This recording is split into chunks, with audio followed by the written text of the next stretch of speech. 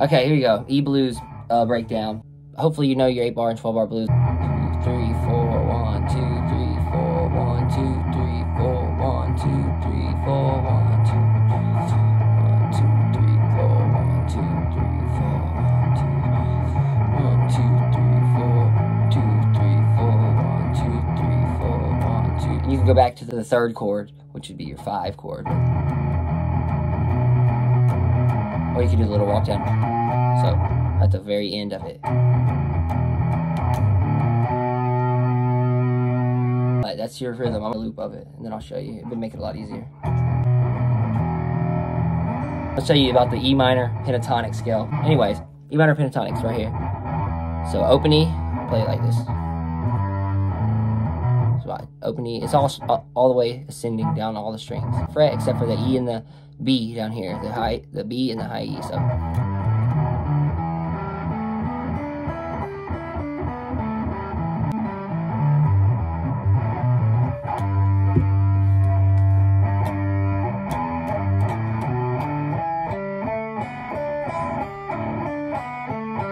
You want to work on that, and you just keep that in your mind, you know, because you want to use that, see, because that's a really common scale. It's the scale for every rock song, basically. And you just add, you can use that as just a framework, you know, it's just a basis, just so you have a general area where you know where you're going to be playing. That's what I always did, and, you know, I just played around with it and learned where I could bend and where I couldn't, and then when I went to school, I learned about the pentatonic scale and learned about the blues scale, you know, it would be like, but it's a flat 5. It's really important for.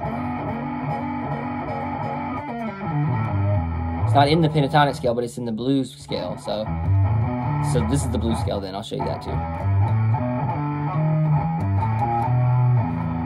And you're gonna notice that in Stevie Ray Vaughan and all.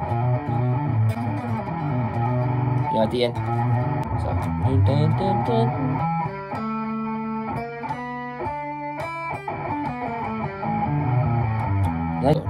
Open E, 3rd fret low E, open A, 1st fret A string, 2nd fret A string, open D, and then, you know, just continue down the scale. So, and then G string, the G string you'll play the 3rd fret too as well. So 2nd fret, open 2nd fret, 3rd fret, then open B, 3rd fret, 3rd fret, open A, open E, 3rd fret, you know.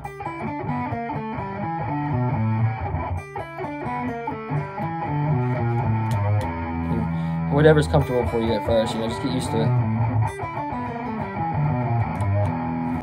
Just always remember whatever way you do it with your fingers, always try to make sure you're doing it the right way, because that's going to be the way that you get stuck on. Learning, you're going to be like, oh shit, you know, you're going to watch someone do it, and you're going to be like, man, they're doing it a different way, and you're going to be like, damn, I learned it the wrong way. But really, you know, it's just whatever's comfortable for you, it doesn't matter. You can play the guitar like this if you wanted to, if you were good at it, but always think about planting. Just, you know, look it up, and, you know, just try to designate your fingers to frets, and just do whatever will make it easier to go from one to another, you know. Same with your picking hand. First one we'll start with is one of my favorites I learned from my teacher in college. It's like, see,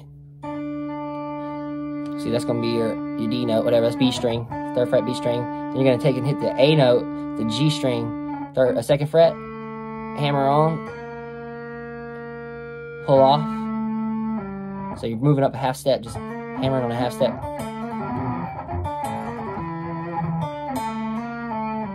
See how I'm pulling off to the open string? Dun, dun. Then hammer on to the 3rd fret, pull off to the 2nd fret, and pull off again to the open string.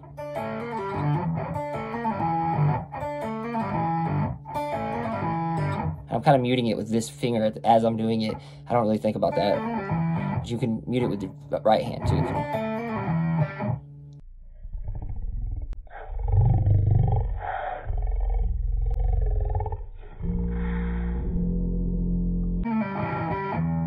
What was that? A bug, or is that a ghost? You got it now.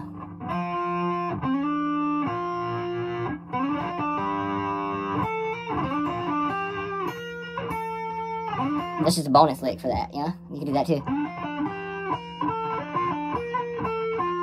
But anyways, for the blues, you're just sliding up from the 2nd fret of the G string up to the 4th fret, and then you're using your 1st finger to play the D note on the B string, right? The 3rd fret of the B string, so. See how if I do it slow, I can hear that other note in there. You can also just hammer all the way on. And you can do this too. You know what I'm saying? You could slide it up, or you could hammer it on all the way. You could slide halfway, or you could, you could do. I wouldn't advise that, but I mean, you could do this, and that's like a Skinner type lick. But then you could do like this. This is a Skinner type lick too, like a Southern rock type lick. It's more Southern rock than blues, but that's what gives blues that, songs of flavor, like Eagles and stuff, and Zeppelin, blues, but you've got to put your own interpretation on it. That's the key. You got to do your own thing, but these are good licks to use. That way you have to move around, and just, that way you're not ever lost. You can always have something to go back to. So you got this. When you do that, when you pull it off to that open string, you're hitting that E note on the D string, the 2nd fret, and then you're playing the G open.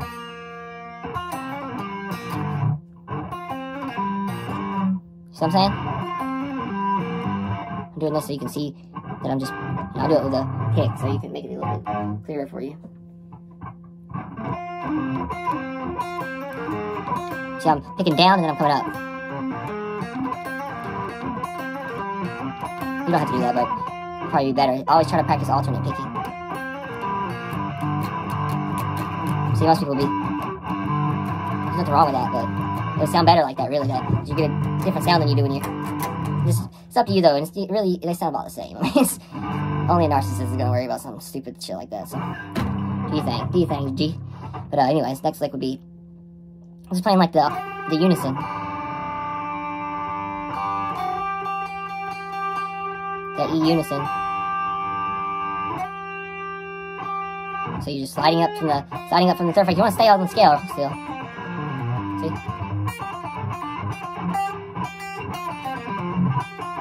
You know what I'm saying? So you're gonna be like, you're just sliding up on the B string from the 3rd fret to the 5th fret, and as you're doing it, you're playing it with the E string open.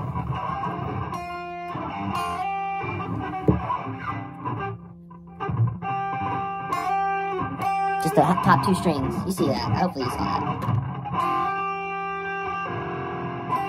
So I'm gonna do it with my fingers, just so you know see what I'm doing.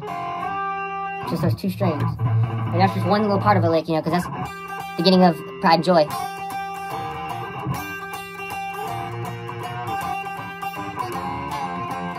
So I'll teach you that too. If you can bend, this will be a harder one, so just don't worry about that one yet. If you want to learn that one, just ask me. I can show you a bunch more advanced licks too. But we'll say, and then we'll come back, and then we're gonna do that other lick that I showed you. And we're gonna come back, and then you can do the other one. So.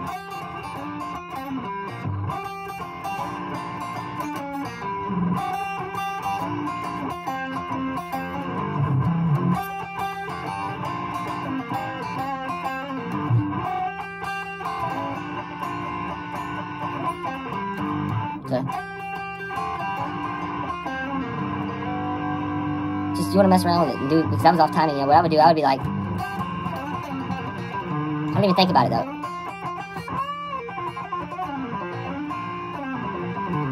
Main thing is you want to get used to pulling off and hammering on it, and just doodling on it, and extend it out like I just did.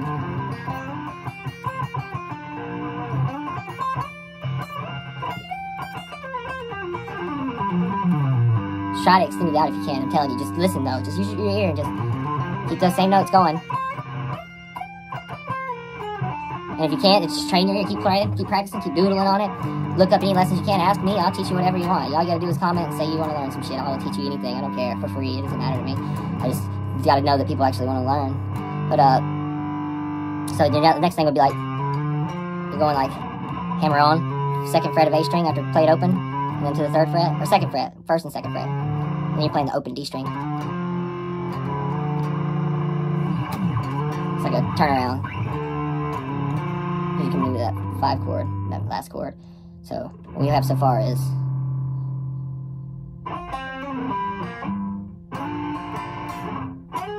and you can do the same thing with the G string. You just gotta slide the 1 fret back, this is the 4th fret. It sounds cool. I mean, it's fun to mess around with. Anyways, you can do it also from the 4th fret to the 5th fret on the E string.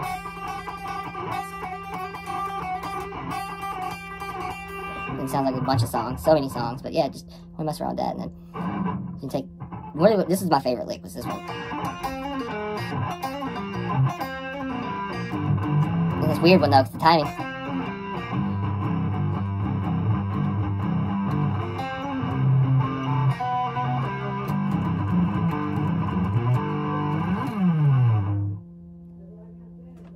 And then I want to show you this outro lick, like a turnaround lick. And this is going to be tough, but definitely if you want to learn it, I'll show it to you a little bit more in depth. But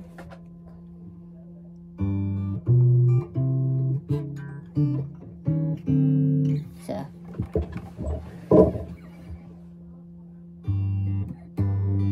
doing a E string, B string, right? Open, and then I'm playing the E, right? The high E. Okay, so see that E and B, and then high E, and then we're gonna do E and B again. We're gonna do 4th fret on E, 3rd fret on B. And we're gonna hit the E string open again. We're gonna lift our. We're gonna play the A open with the 2nd fret of the B string, and then E again, like we were doing, pivoting back and forth off of it. It's contrary motion, and then we're gonna. So this is gonna be 1st fret A string, 1st fret B string, E, so. And then 2nd fret B string with the open B. And you're not gonna do the E that time. You're just gonna, it's a little, you don't even have to do that, but it's a B chord, a B, B5.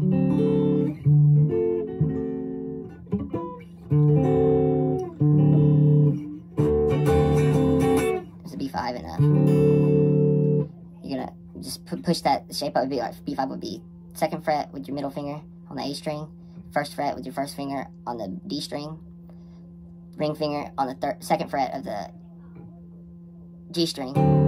Slide it, you can move it up. So you're gonna play it half step above and then slide it back. See what I'm saying? It's your walk down, so your turn around. And then I like to 1st fret G string hammer on. It's like a really, it's not even in the scale technically, but it is, you know, it's like a, what would that be, like Dorian or something, or harmonic minor or something, Mixolydian. So who knows? It doesn't matter. That's besides the point. So.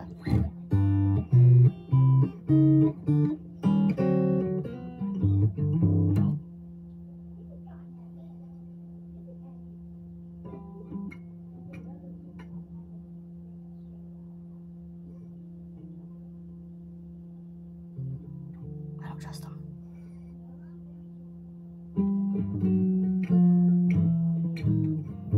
That's your little octave walk down, so it's from the E. This is an E note, A string, 7th fret, 9th fret, G string. Those are the only 2 notes you're playing. You're reading everything else. You're just chromatically walking it down, 1 fret at a time, all the way to that 3rd fret, and then you're gonna go open, 1st fret, 2nd fret, same deal. And you keep your finger down right there on the A note, 3rd, 2nd fret, G string too. So.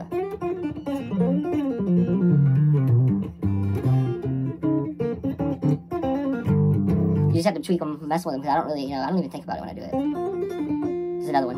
You hammer on all those.